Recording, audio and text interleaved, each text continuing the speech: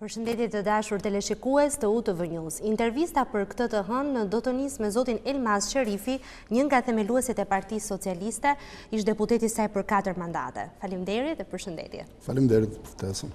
Faleminderit që pranuat ftesën pikërisht për këtë, zoti Sherifi, dhe për më tepër për të folur për një çështje që ju ka lakuar shumë së fundmi në media, do të thoja unë, që prej ditës kur keni bërë publike vendimin tuaj për të formuar një parti të re. Në fakt do doja që përpara se të ndaleshim tek partia e re, në cilën ju keni vendosur që të krijoni, do doja që të nisnim bisedën tonë duke u ndalur fillimisht tek partia ekzistuese, duke qenë një ndër themeluesit e saj, pra tek Partia Socialiste, partia më e madhe opozitare. Do doja të dija mendimin tuaj në lidhje me transformimet aktuale, cilat si është nështruar kjo parti, do të thoja unë, sepse jemi pak kohë pas asambles, pak kohë pas zgjedhjeve, pas reformimit të strukturave të saj, cila është pamja që ka marrë Partia Socialiste gjatë këtyre viteve të fundit? Unë nuk e kam pat lehtë që ta merrja këtë vendim, për faktin se jam një nga themeluesit dhe në shumë media kam thënë që edhe karta ime antarësisë kishte numrin 13. Domethënë, jam një ndër kryesorët.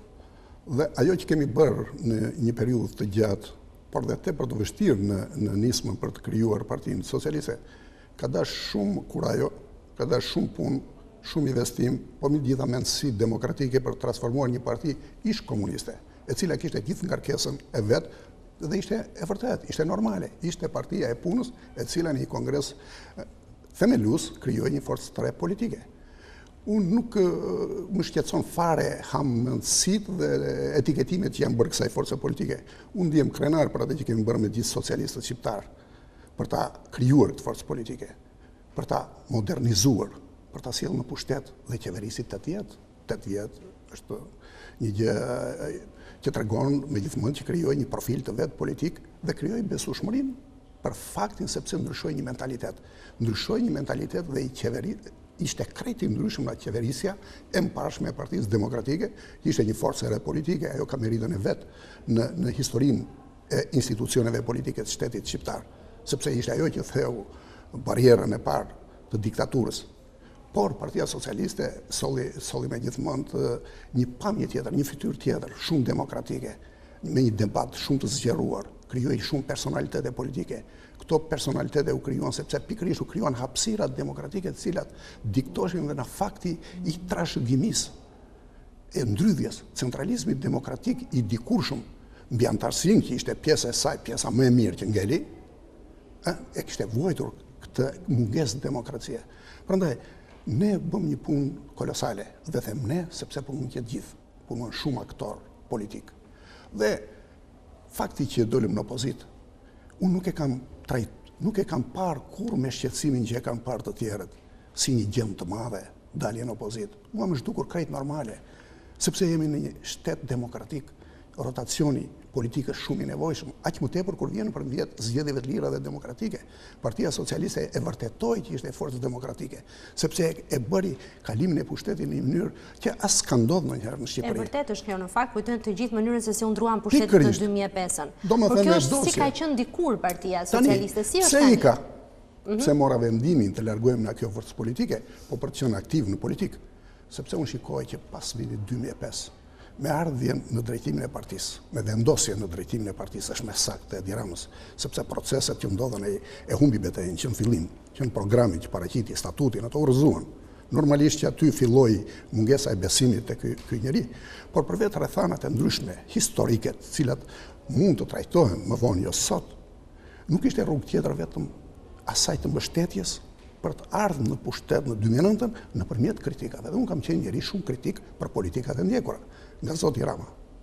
Dhe kam parë që me kalimin e kohës nuk ka reflektime, përkundrazi ka një fasadë e cila e dëmton jetën demokratike të një force politike, sepse kush kupton institucionet politike, dhe jemi në një studio që ndiqet në një auditor i kualifikuar student, do të thotë që institucionet politike të shtetit marrin fytyrën e partisë politike në momentet kur lind shteti dhe institucionet demokratike, siç jemi ne, një shtet me demokraci të re, të pa konsoliduar, pa kulturën demokratike. Dhe do të thotë, në fundit që janë institucionet, tërësia e legjislacionit, aparati administrativ që punon dhe me të gjitha ka të bëjë me njeriun, individin, me liderin, çfarë mendësi ka dhe atë mendësi që ka në parti, si njeri, ku do në shoqëri, ai e përcjell dhe në institucionet politike sa do i kamufluar të tjetë. Fakti që u përkeqësuan të gjithë treguesit e demokracisë në Partinë Socialiste, madje arriti marrëzia në vitin 2009 u largua krejtësisht nga institucionet politike. Dhe duke u larguar nga institucionet politike, duke mos e bërë luftën politike në parlament, atëre çfarë force politike përfaqësonte? Rrugën, demonstratat, ku ekziston fjalorin politik ose juridik demonstrata në sistemin tonë demokratik? As kërku. Ka tubime, manifestime, ka një legislacion që rregullon tërësinë e këtyre marrëdhënieve. Po çan këto greva? Grevat janë një instrument që përdoret për të pafuqishmit, për të sensibilizuar një situatë caktuar që vendimarrësit marrin një vendim politik për ndryshuar situatën. Si mund të futen një grevurie, një grup parlamentar 60 deputet dhe duke sjellë në këtë grevurie qytetar të gjitha interesave. Disa kërkonin kthimin e pronës, disa nuk ishin dakord me qeverisjen, e shumë elemente të tjerë që e kam trajtuar dhe në një shkrim, do të shërbejë si burimi së drejtës kushtetuese në përqasjet që do të bëjnë ekspertë dhe studius të fushave si një fenomen i jashtëzakonshëm që i ka ndodhur për herë parë në Shqipëri. Këto metoda jo demokratike sollën dhe humbjen e zgjedhjeve në 2009, humbjen e zgjedhjeve edhe në Bashkinë e Tiranës në 2011 dhe si pasojë ky mentalitet duke qenë larg së qenies demokratik nuk është premtues dhe aq më tepër që nuk ka një reagim pozitiv, nuk ka një sinqeritet me jo vetëm me opinionin publik, po edhe me institucionet politike të Partisë Socialiste. Pse? Nuk ka autokritik, nuk ka korrigjim, nuk ka pendes, nuk thuhet çfarë u gabua dhe çfarë u korrigjua. Vim te kursi i ri politik. Nuk ishte një pendes deklarata që bëri zoti Rama në ditën e Asamblesë Partisë Socialiste, si do ta cilësonit atë? Le ta analizojmë deklaratën. Kursi i ri, po deri dje ka pat një politik të re. Përse lindi nevoja e kursit të ri? Sepse politika e re rezultoi e vjetër dhe duhesh ndryshuar kursi. Atëherë ky kurs çfarë do të thotë? Çfarë solli? Çfarë solli? Çfarë ndryshoi që erdhëm te ky vendim? A ndryshoi gjë nga kërkesat 2 vjeçare me 1000 kushte? Asnjë kusht nuk u realizua. Pse ndryshoi qëndrimi dhe më në fund mbritën te institucionet politike? Sepse kjo është rruga normale. Domethënë duhet pranojmë që 2 vjet Partia Socialiste ka qenë një anormalitet politik. Ka krijuar jo vetëm dëmtimin e imazhit kësaj force politike, që jo vetëm është më e madhja opozitare, po ka qenë historikisht më e madhja forcë politike në Shqipëri. Nuk u bë tani që ka ardhur Edi Rama. Këtë e dim ne që jemi marrë gjatë me këtë parti dhe njohim tërë treguesit. Pra, çfarë ndodhi? Asgjë. Po të shikojmë me vëmendje të qëmtojmë disa prononcime të disa drejtuesve të lartë Partisë Socialiste, do të shikojmë që njëri nga protagonistët, ka qenë dhe kryeministër, tha, ne u rikthyem te institucionet sepse na imponuan Shtetet e Bashkuara të Amerikës dhe Bashkimi Evropian. Atëherë do të thotë aty nuk ka bindje për të rikthyer në institucione. Do të thotë që kjo parti është larg shumë standardeve demokratike dhe larg standardeve europiane, këtij bashkimi të madh komunitetesh për të sjellë një standard të ri që pasqyron në fundit mentalitetin e vetë një force politike, por edhe të një shteti të tërë. Në këtë kuptim, veprimet politike kësaj partie kanë dëmtuar imazhin e Shqipërisë. Dhe unë jam pedagog i historisë së shtetit dhe së drejtës. Që shteti janë institucionet e veta politike. Po nëse këto institucione politike nuk ndërtohen në mënyrë demokratike dhe nuk punohet për të vepruar brenda këtyre institucioneve, do të thotë se ka prirje autoritariste, të cilat bëhen të rrezikshme. Dhe unë e kam thënë publikisht, nuk e fshem mendimin tim, një njeri me prirje të tilla autoritariste, me një filozofi anarkiste, bëhet i rrezikshëm në drejtimin e shtetit, sepse mungon pendesa. Nuk ka pendesë, asnjëherë nuk është thënë që kemi gabuar, dhe kam gabuar unë. Por, tashmë gabimi nuk është vetëm një individi, është dhe institucioneve politike, të cilat e kanë miratuar çdo vendim në mënyrë kështu të menjëhershme. Herë në heshtje, herë me duar trokitje. Ky është shkaku që unë nuk gjeta në këtë forcë politike tashmë që për mendimin tim emblema dhe godina është ajo e krijuara, e projektuara, e programuara, në të vërtet aty kanë ndodhur transformime të mëdha në radhë të parë në mendësinë politike. një mendësi shumë e vjetër. Së dyti, aktorët politikë nuk kanë kontribute politike. Kanë një përzgjedhje si pas shijeve të kryetarit. Dhe kjo zgjedhje nuk është e rastësishme. Është në funksion të koncepteve, të mendimeve, të ideve të tia, të autokratit, i cili nuk është në gjendje të dialogoj, të konkurroj me idetë dhe mendimet e veta në fush, por imponohet dhe këtë imponim e bën në dy mënyra. Përjashtoi në lista të gjitha ata që ishin personalitete, të cilët ja thoshin këto të vërteta në forume e kudo, dhe mori jesmenët të cilët nuk bëjnë gjë tjetër, vetëm zbatojnë urdhrin e kryetarit. Kur urdhron ai shkojnë në parlament, kur ai vendos të drejt, ikin në parlamenti. Kjo është arsyeja që unë vendosa të jap jetë ideve të mia politike së bashku me të gjithë ata shqiptarë. Do flasim pak më vonë edhe për çështjen e partisë tuaj dhe për programin e gjithçka tjetër, po më vjen spontanisht t'ju pyes pikërisht përse vendosët tani të bëni të shkëputje? Ju më herët jeni shprehur, keni qenë kritik, madje edhe në shtypin e shkruar, më kujtohen tani disa shkrimje tuaja që pas zgjedhjeve të 2009-s të publikuara në atë kohë. Pra, fryma kritike ndaj rrugës që kishte marrë Partia Socialiste ishte e dukshme tek ju dhe më herët. Përse pritët deri më tani për të marrë një vendim të tillë? Kjo është shumë e vërtet. Pra unë nuk kam hesht. Madje, unë do të thosha që në 2005 kam qenë kritik. Me shkrime, me gjykime, me analiza, me diskutime në forumet e partisë. Këtë e dinë të gjithë ata që kanë qenë prezent në forumet e partisë. Madje shumë në ata që sot bëjnë, janë të paknajt në politikat e Edi Ramës, atëre e shmangshin të mos takoshin me mua se mos i qikonte Edi Rama dhe i konsideronte si bashkëpunëtor në këto idetë e mia personale. Unë vendosa sot sepse unë shikoj që tërë kjo periudhë gjatë kontributi do të konsideroja unë. Sepse në një shoqëri demokratike të kesh një mendim oponent është një fat. Sepse ballafaqimi me idet bën që ose të triqet pala që mund të quanim akuz mendimin, ose duhet të reagoj ai institucion të cilët i drejtojnë kritikat. Kjo s'ka ndodhur. Aty është luajt roli i shurdhit dhe kjo është një metodë drejtimi në Partinë Socialiste. Le të thonë çfarë të donë, të bëj çfarë dëshiroj. Kjo filozofi më kujton historinë e viteve 1800 të Aleksandrit Car.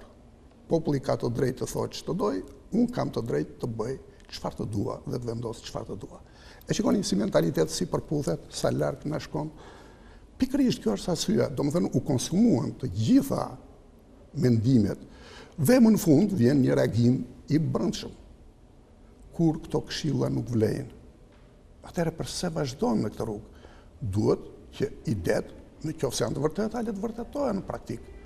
Dhe kjo është arsye që ne bashkërisht me një grup individësh vendosëm që të inicojmë krijimin e një formacioni të ri politik. Përse dhe këtë moment? Vitin tjetër është 100 vjetori i krijimit të shtetit pambarur shqiptar. Nuk është momenti që unë të bëj analizën e madhështisë së kësaj ngjarje, sepse unë kam edhe një punim doktorature për historinë e institucioneve politike në Shqipëri prej vitit 12 deri në 1925, kur u krijuar Republika e Shqipërisë. Dhe fatkeqësisht kemi një kulturë të munguar. Me defekte i kemi krijuar institucionet dhe çfarë ndodhi? Ndodhi që pas krijimit të shtetit pambarur shqiptar nuk na njohfi askush. U vendos erdhi një grup, një komision i kontrollit ndërkombëtar dhe realisht Shqipërinë e kanë udhëheq komisionin ndërkombëtar i 6 fuqive të mëdha. Madje kjo ka ndodhur edhe kur erdhi Vidi, princ Vidi. Ishte formalisht Vidi princi i Shqipërisë. Në fakt qeveriste komisionin ndërkombëtar i kontrollit. Po si ishte mundur mbas 100 vjetësh në Shqipëri të jenë të gjitha institucionet europiane shumë të shqetësuara se këtu nuk ka një kompromis politik, unë s'do ta quaja kompromis. Këtu nuk ka një mendësi demokratike për të pranuar institucionet politike që burojnë në një proces zgjedhor. Dhe pala që nuk pranon zgjedhjet ka ndodhur edhe me PD-n të kaluar, edhe me PS-n e Edi Ramës në të tashmen. Po kush është ky që se pranon? Individ. Kush janë këta? Kryetar. E shikoni në mendësi sa mbrapa jemi, me mendësinë jemi në diktaturë. Me dëshirë jemi në një shtet demokratik. Pse? Sepse që në momentin që artikulohet një tezë, nuk jam dakord me këtë, s'pranoj këtë institucion, s'pranoj në parlamentin, kush je ti, çfarë përfaqëson si individ në sistemin politik. Partitë politike kanë një mision të madh në krijimin e institucioneve politike, po ky mision i tyre mbaron që në momentin që mbarojnë zgjedhjet. Ajo përgatit burimet njerëzore me mendësi demokratike në përputhje me legjislacionin, me personalitetet që zgjedh të konkurojë dhe të fitoj pushtetin. Se fitoj pushtetin, duhet të bëj opozicionin, duhet të bëj opozitën. Po kush është ky individ që i pranon ose jo institucionet? Shiko sa e rrezikshme është. Kjo mendësi është diktatoriale. Institucionet politike funksionojnë me norma juridike kushtetuese, këtu është dhe boshllëku. Prandaj, fakti që në këtë 100 vjetor ende vazhdon shernaja e madhe, ekspedita të tëra, grupime të tëra në Shqipëri që deputetët të dalin nga zgafella, thonë minatorët, na zgafelli thonë miniera, na greva e uris, madje është qeshrake me deklaratat që në qoftë se nuk hapen kutit, ne s'dalim na çadrat. Dhe ku vendosen çadrat? Në kryeqytetin e vendit, që bllokojnë dhe rrugët e qytetarëve.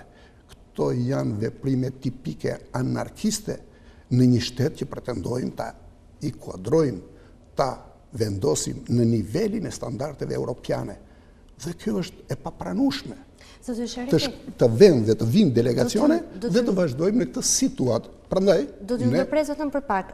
Në fakt, retorika në thelb ka një zanafill, lidhet pikërisht edhe me kulturën demokratike, edhe me kulturën e klasës politike. Shumë e vërtet. Kjo është qëndron vërtet, por ajo që të doja dija unë lidhet edhe me faktin se përse një parti e re politike. Do të thotë që juve ndoshta këto aspirata për cilat folët deri më tani nuk i gjeni të mishëruara edhe në parti të tjera që kanë dalë deri më tani nga Partia Socialiste, pra nisën për të formuar një parti të re. Përse ndërmorët dhe përse ndoshta një zgjedhje për t'ju bashkuar një parti tjetër, por që i përket sërish spektrit të majt? E vërtet. Edhe kjo është një pyetje normale. Çfarë shikoj? Çfarë kam parë dhe çfarë kam analizuar? PSV në 91. U krijua një parti para disa vitesh. Domethënë para disa kohësh. Se vitet janë shumë. Pse u krijua? Me idenë se nuk mund të punohet me mentalitetin e Edi Rams. Çfarë ka ndodhur? Përsëri kjo parti politike është e drejta, janë sovran në vendimarrjet e tyre dhe unë respektoj të gjitha veprimet në një shtet demokratik, në një shtet të së drejtës. Por unë duhet shikoj moralin politik. Atëherë, çfarë ndryshoi që më në fund u rikthyen përsëri te koalicioni me Partinë Socialiste? Logjika thotë duhet të ketë ndryshuar Rama. Unë mendoj që i ka përkeqësuar veprimet dhe sjelljen politike Edi Rama. Madje është bërë problematike. Është shumë problematike. Dhe që të kuptohet se sa problematike shikoni vendimet e fundit. Tashmë ne do të plotësojmë, do t'i miratojmë të 12 kushtet që ka përcaktuar BE-ja. Pse nuk u miratuan to ligje në kohë? Asgjë s'ka ndryshuar. Asgjë nga ato që kërkoi PS-ja nuk ndryshoi. As Kutit Suhapën, as Berisha Siku. Atëre ky është normalitet. A nuk vërtetohet që ka ardhur pikërisht në këta që tashmë pranojnë që nuk vënë më kushte, asnjë kusht, po do të miratojnë paketën ligjore për t'u integruar. Kjo është rruga normale. Dhe kjo do të ishte bërë që në momentin që Bashkimi Evropian i paraqiti. Tani, çfarë ndodhi që kjo forcë politike afrohet? Ky veprim nuk vjen pasi mori këtë vendim Partia Socialiste. Tani është tepër të themi Partia Socialiste, këto janë vendimarrjet e kryetarit të saj, të Edi Ramës. Dhe kjo është një fatkeqësi e madhe në këtë parti. Aty tashmë krijohet iluzioni sikur ka forume, marrin vendime, unë kam qenë brenda dhe heshtin të gjithë, ulin kokën. Pra çfarë ndryshoi që vinte ky koalicion? Asgjë. Sepse vendimarrja është marrë shumë kompa. Atëherë vim te një koncept tjetër. Unë nuk bashkojmë se unë shikoj në tërësinë politikën shqiptare. Atëherë, pse tham auditori kërkon të flasim edhe me terminologji juridike dhe politike. Atëherë, përse luftojnë në Shqipëri grupimet të caktuara? Për pushtetin apo për shtetin? Unë konstatoj se lufta politike, grupimet, bashkimet bëhen për pushtetin, për të marrë pushtetin, jo për të konsoliduar shtetin me institucionet politike. Dhe përderisa mungon kjo mendësi, dhe këtë e them pikërisht nga bashkimet janë bërë. Le të bëjmë një analizë të thjeshtë. Çfarë ndodhi në 2009, që në 2005? A nuk ishte kritik zoti Berisha për shumë nga personalitetet që tashmë janë në qeverinë të? Pra, u bëj tërë kjo luftë politike dhe në fund u vu etiketa. Janë qëndrime politike. Politika ka një moral. Çfarë ju bën të besoni se partia Lidhje për Progres dhe Drejtësi do të jetë ndryshe? Ja, pikërisht kjo nuk do mendësi. të bien në këtë qerthull. Pikërisht kjo mendësi. Pra, kjo mendësi është shumë e madhe, sepse në fundit njeriu në sjelljet e tija udhëhiqet në idet, në mendimet, dhe në fundit gjua çfarë shpreh, atë që mendon. Madje po nuk e shpreh, është dhunimi më i madh që individi i bën vetvetes, sepse ai trysnon vetveten për mos thënë të vërtetën. Atëherë, pikërisht çfarë po ndodh në PS?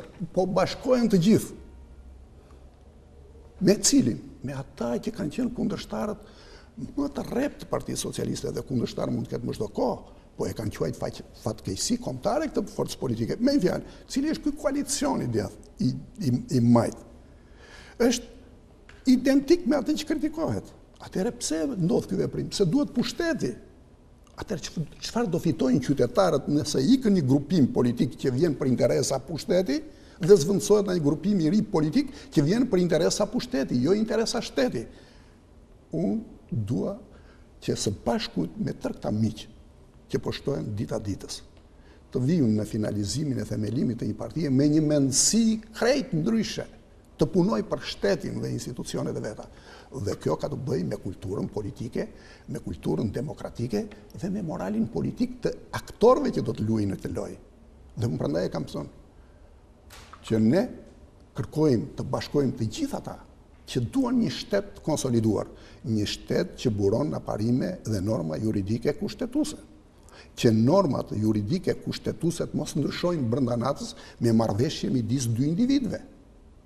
Por ato do të jenë fryt i një analize të thellë dhe ndryshimet të çojnë në konsolidimin e institucioneve, jo në dobësimin e institucioneve me qëllim që të konsolidojnë pushtetin. Ju folët për miqtë e partisë, i etiketuat shumë ndoshta personat e parë që ju kanë përkrahur. Mund të dimë se cilët janë ata personat e parë që kanë dhënë gatishmërinë e tyre për t'ju bashkuar partisë së re që do të krijoni? Unë duhet jem shumë i drejtë për drejtë në punë dhe nuk e quaj etike që sot të them cilët janë këta miq dhe shok. Ne është një grup që po shtohet dhe na bashkojnë pikërisht idet. Nuk mund të më përmendi disa emra prej tyre? Nuk mund të përmendja. Për cilat arsye? Nuk mund të përmend se nuk jam i autorizuar, unë duhet të jem shumë edhe institucional. Kjo është një premis, është një gjë e mirë që unë të kërkoj një autorizim edhe të kolegëve që në çdo moment në një studio të harshme, nëse kanë dëshirë pikërisht që sot ata të shfaqen pse ne nuk jemi në ilegalitet. Absolutisht jo. Por më duket është shumë më normale kur të japim formatit politik edhe një mbështetje ligjore, një normë juridike ligjore, ta legalizojmë. Ne jemi këtë proces, të gjithë po punojnë për të formatuar këtë formacion politik në përputhje me legjislacionin shqiptar. Kështu që nuk kam. Ashtu siç kam përshëndetje nga shumë miq të mi që janë sot në Partinë Socialiste. Mund ta bëj publike për shembull, Arben Malaj dhe sot më bënte një mesazh. Urime. Dhe Arbeni ka qenë një nga protagonistët që ka kërkuar që kjo parti të ndryshoj në kuptimin të vijë në standardet e një partie politike. Zoti Malaj është përsëri pjesë e strukturave të Partisë Socialiste. Pra ka një status tjetër ndoshta, nuk është tek të pakënaqurit e përjashtuar. Jo, atëherë më lind nevoja të bëj një shpjegim. Unë nuk jam i pakënaqur. Kjo duhet kuptuar mirë, madje dua që të theksohet. Unë nuk jam i pakënaqur, nëse unë dëshiroj të isha një deputet i tillë, rrugët i kisha të mundshme duke i bërë lëvdata Edi Ramës, jo duke i kritikuar. Madje, po ja u them që ja kam thënë personalisht, kur më ka kërkuar të mos jem kaq kritik, sepse unë deputet do të jem. Madje ta them ligjërat të drejtë, i kam thënë po kush je ti që ndan dhurata dhe ofiqe politike. Madje e kam tepëruar nga pikpamja etike, se i kam thënë ju jeni askushi dhe doni gjithçka. Edhe kryetar partie, edhe kryetar bashkie, dhe kryeministri i Shqipërisë. Unë kam aksionet e mia politike në këtë parti. Dhe unë nuk e quaj dhuratën tënde. këtë. Pra, unë nuk jam i paknaq. Përkundrazi, ne jemi vizionar. Jo më kot kam thënë që kjo është bashkimi të gjithë atyre njerëzve që duan, që kanë një mentalitet krejt ndryshe, një kulturë politike ndryshme, që kanë një moral politik krejt ndryshe, për të bërë një forcë politike që të jetë me gjithmonë model. Pra si janë të pakënaqur, përkundrazi, janë vizionar. Ndalemi pak tek forca politike. Juve keni thënë më herët, sikurse kam ndjekur, që partia juaj do të jetë një parti që do të bashkojë të gjithë personat që do duan të bashkohen pavarësisht ngjyrimeve politike, besimit të tyre. Atëherë, në këto kushte, mund të pyes se cili spektri do t'i përkasi kjo parti, cila do t'jetë ideologjia e saj, sa kohë që do të mbledh dhe synon të mbledh në gjirin e saj gjithë të pakënaqur, apo qoftë të pavendosurit, apo të ashtu quajtur në pjesën gri të personave të cilët nuk janë të vendosur. Unë kam qenë në forumet drejtuese të kësaj partie, kam qenë deri edhe në fund sekretar i politikave elektorale dhe i burimeve njerëzore në Partinë Socialiste, që më është dashur të merrem mirëfilli edhe me studime, analiza të këtij karakteri. Është një vërtet që në Shqipëri sot janë rreth 40% e shqiptarëve, gjithë ata që kanë të drejtë për të qenë, që kanë lirinë politike për të votuar, nuk marrin pjesë në një proces zgjedhor. Pra do të thotë me gjithë ofrimet, alternativat që kanë forcat politike, ata përsëri nuk kanë gjetur të materializuara në këto programe, në këto parti, ato ide, ato interesa, se në fundit ka interesa. Përse nuk ka një ngjyrim politik partia jonë? Në pikpamjen e një analize që mund bënim të filozofive politike dhe ideologjive, tashmë janë bërë kapërcimet më dhaja, nuk duhet e ecur në shkollat klasike, të majtë të djathtë. Ju e dini shumë mirë që shumë kohë para lindi Third Way, e Clintonit dhe Blair. Sot kanë evoluar akoma me shpejtësi teoritë politike, sepse realitetet kanë ndryshuar. Kush e besonte që mund të ishte një krizë kaq të madhe shoqëria perëndimore? Që nga Shtetet e Bashkuara të Amerikës dhe shikojmë gjithë tanë, në Greqi, në Itali. Do të thotë se filozofitë politike duhet të lëvizin shpejt. Nuk ka më të majtë dhe të djathtë, rajt dhe left. Ka interesa dhe shoqëria po polarizohet. Do të thotë ne duhet të projektojmë një shoqëri të drejtësisë sociale, dhe jo më kot quhet një lidhje për drejtësi dhe progres. Pra, shoqëritë e sotme perëndimore, kur edhe ne jemi perëndimor, ne jemi perëndimor mentalitet. Ne kemi qenë pjesë e perëndimit që në 1990, kur u krijua Principati i Arbërit. Dhe ne duhet të sigurojmë aleatët tanë, të cilët asnjëherë si kemi pat pro në Europë. Ishin këta aleatë europian, këto fuqi europiane që na ndanë në 1913. Në ndanë me pretekstin se s'kan aftësitë për vetë qeverisur. Janë përsëri Europa që po krijon bindje që këta nuk mund të vetë qeverisen. Do të thotë, nuk ka të bëjë me ideologji politike. Ka të bëjë sot shoqëritë moderne, siç është dhe shoqëria shqiptare, me gjetjen e një ekuilibri politik dhe ligjor për të krijuar shtetin social të së drejtës. Në auditore, unë jam i bindur që ja trajtojnë, sepse në mjedisin e rëndomt, nuk flas për atë politikë se ka shumë deficienca, ka personalitete në parlament, po ka tjerë që s'kanë kulturë fare politike. Ka nuansat mëdha. Shteti ligjor është krejt ndryshe nga shteti së drejtës. Shteti së drejtës është akoma më mbrapa nga shteti social i së drejtës. Sot kërkojnë shoqëritë perëndimore të shtetit social të së drejtës. Do të thotë, mos ketë polarizime të varfër, shumë të pasur, që të luajnë me paret, dhe të varfër që të kërkojnë strezën për të ushqyer. Në këtë kuptim, ka dhe një specifik Shqipëria. Çfarë do të thotë i majtë dhe i djathtë kur kërkojnë 12 rekomandime për të plotësuar? E ç'do të thotë, po je i majtë do i bësh ndryshe? Ato janë standarde. Atëherë duhet kulturë politike, duhet vullnet politik, duhet moral politik, duhet ikë në politikat e lobeve, e interesave të vogla, duhet vim të interesat e shtetit dhe të qytetarit. Kjo është arsyeja që unë mendoj që sot Shqipëria ka nevojë për një politikë të re. Dhe kjo politikë duhet jetë, ne do të jemi më shqiptar. E kam thënë një mision televiziv. Misioni nacionalizmit kombëtar shqiptar është i papërfunduar. Por unë nuk bëj pjesë tek ata që mendojnë se kjo Shqipëri natyrale duhet bëhet me forcë, me imponim, se kjo s'ka ekzistuar dhe se kemi mundësinë. Por duhet vim te konceptet moderne të integrimit. Do me thënë, ne duhet bëhemi europian në mentalitet, ne duhet bashkojmë kulturat tona, ne duhet bashkojmë tekstet, standardet, ne duhet bashkojmë rrugët e komunikimit në ekonomi, ne duhet jemi tregje të hapura me njëri midis shqiptarëve që janë në këto shtete ballkanike, sepse ne jemi shumë më europian nga të gjithë ky komunitet shtete që kemi përreth. Ne kemi bërë histori. Por ne jemi dhe të prapambetur, si ishte mundur që shqiptarët u shputën të fundit nga perandoria osmane, si ishte mundur që shqiptarët ishin të fundit në vendosjen e pluralizmit politik, si ishte mundur që shqiptarët janë bërë problemi i Europës, përse... Besoj se për këtë do të ketë nevojë dhe vend sigurisht për një hapësirë shumë të gjerë. Debatit e diskutimit. Besoj se kemi mbritur në minutat e fundit të kohës televizive, ndaj zoti Sherifi, unë do t'ju falenderoj vërtet për bisedën e këndshme që zhvilluam në studio dhe për përgjigjet e drejt për drejta, që janë shumë të rëndësishme. Edhe unë ju falenderoj për intervistën. Kemi qenë me zotin Elmas Sherifi, sigurisht do të doja që bisedat të zgjatëshën më shumë, por jemi në limitet e kohës televizive, ndaj unë ju falenderoj për vëmendjen, u rikujtoj që do të keni mundësi të ndiqni në ritransmetimin e bisedës në ora 20, ndërkohë që ritakimin pasardhës sërish bashk në ora 16 nesër. Ju uroj një pasdite sa më të këndshme nga unë Evis Nasto. Mirupafshim.